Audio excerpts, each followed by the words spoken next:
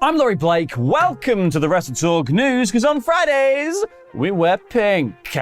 So, AEW has been feeling the heat recently with some really quite low viewing figures. Tony Khan, Twitter ranting his little socks off, and now the backfiring of the big announcement. On top of all this, you've got layered a healthy dollop of the CM Punk drama too. And now it seems that they've also done something not so nice to someone very evil to boot. Because Danhausen has posted on Twitter seemingly in frustration with the company. So the thing is, the star's last match with the company was 8 months ago at Revolution, where he suffered a torn pec in a 4-way title match for the Tag Team Championships. With 8 months of recovery though, and Halloween, the gosh darn spookiest day of all days before Dynamite, it was expected by many fans that Danhausen would be returning to our screens this week, especially because the company started teasing his arrival with vignettes. But Wednesday passed with no sign, no hide, nor hair, nor even a mention of the curse user, which seemingly led to Danhausen reposting a near decade-old tweet from none other than CM Punk, the bloody king of being upset at AEW. The tweet read, "This poop just ain't fun anymore," and it's one that Punk posted mere months before he walked out of WWE and the general wrestling business for 7 long years. Adding to the frustrations of Danhausen is that he was in the building for Dynamite as he corrected a fan who said he was not, saying wrong, and posted a photo of himself seemingly backstage. But you know, why use Danhausen when you've just signed young, hip and up-and-coming, happening new talents like Ric Flair? Because woo, yes, AEW announced that they have signed a multi-year deal with the Nature Boy. Now, Flair, of course, debuted on Dynamite as a surprise for Sting, 2 woos in a room, and he will be working with the Icon for his upcoming retirement tour. However, Fightful Select also dug up some extra details about how this new deal came together, and oh boy, they're weird. So apparently, Ric Flair has an energy drink, just like all the young hot talents these days. It's called Woo! And apparently Ric Flair's deal is very similar to Randy Savage's WCW deal from the mid-90s, in that part of getting Flair for AEW was procuring a deal with the energy drink that covers a significant portion, if not all, of Flair's salary in All Elite Wrestling. Now, in the 90s, of course, Savage had a lucrative sponsorship deal with Slim Jim after departing the WWF for WCW, and by landing the Slim Jim deal for the promotion, Eric Bischoff managed to cover a large portion of Savage's salary. Now, you might be wondering, like I am, why AEW buy another old man? Well, Fightful did some digging and asking, and sources told them that merchandising was cited as a big possibility. Between video games, action figures, and general merchandise, those are seen as big openings for the usage of Flair, if those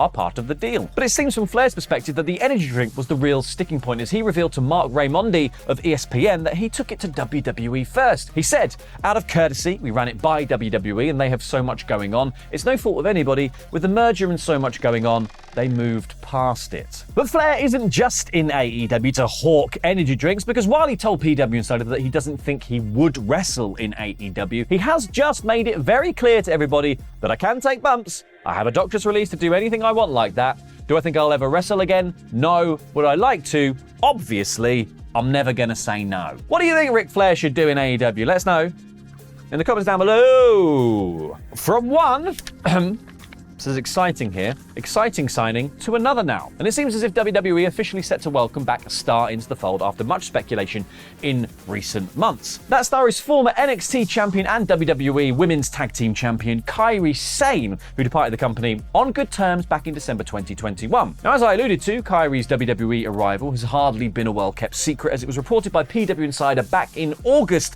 that the Pirate Princess had agreed a deal to return to the company. However, now it seems that things have been taken up a notch, as WrestleVotes reported that Kairi has now been added to WWE's internal roster, with her official re-signing imminent. Despite this report seemingly confirming Kairi's impending return, there was some confusion which now seems to have been cleared up, as conflicting reports from PW Insider initially suggested that Kairi had not, in fact, been added to internal rosters after all. WrestleVotes then added an update saying that Kairi was on internal listings, however was grouped in the miscellaneous section that features the likes of Stephanie McMahon, Triple H, Steve Austin, The Undertaker, Titus O'Neil, and Tyler Breeze. Pitch names for that faction in the comments down below. Then, in another update, PW Insider would then backtrack and confirm that Kairi was in fact on WWE's internal roster, but had yet to be assigned a brand. So I think it's safe to say that this one's a go now.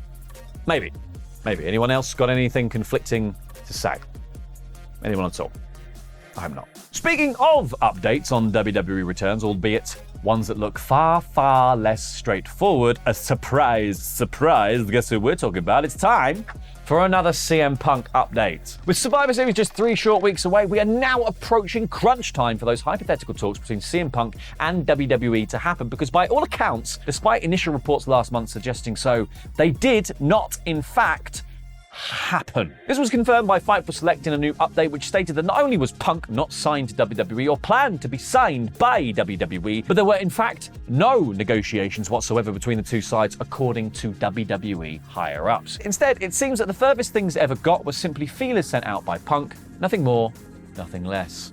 Little squiddly CM Punks. The report then detailed the company and roster's response to the Punk rumors, specifically around the time that they were really making the rounds in early October. Because around that same time, WWE hosted Fastlane, of course, which, like any WWE event nowadays, had a post-show media scrum where the media can ask whatever bloody questions they bloody well please. Now, according to Fightful, one of the topics expected to come up was, of course, Mr. Pepsi Phil. Yet, very surprisingly, nobody actually took that Pepsi plunge. But the report does note that WWE were surprised by the lack of Punk questions, with Triple H and some talent prepared to answer questions on the former AEW star's WWE return. However, while many were shocked to not hear about Punk being brought up, the answer, according to Fightful, would have sounded pretty much like this: that there's no remaining ill will between the two sides, and the possibility is always there, but that Punk wasn't signed, that negotiations weren't ongoing, and that he wasn't planned for the show as of then, and that fans shouldn't buy tickets with the expectation of seeing him. When WWE higher-ups were asked again regarding this on Monday, October 30th, the answer from WWE was still reportedly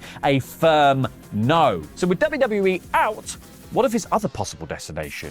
TNA. Well, TNA president Scott D'Amore had quite the opposite response. Speaking to PW Mania, he said that having Punk backstage at Bound for Glory was a pleasure and that the doors open for Punk in TNA in the future. So what does Punk himself have to say in all this? Any little hints or teases? Let me just check my imaginary phone for his Instagram story. My real phone's over there. And I like you guys, but I don't like you that much to get up and go get it.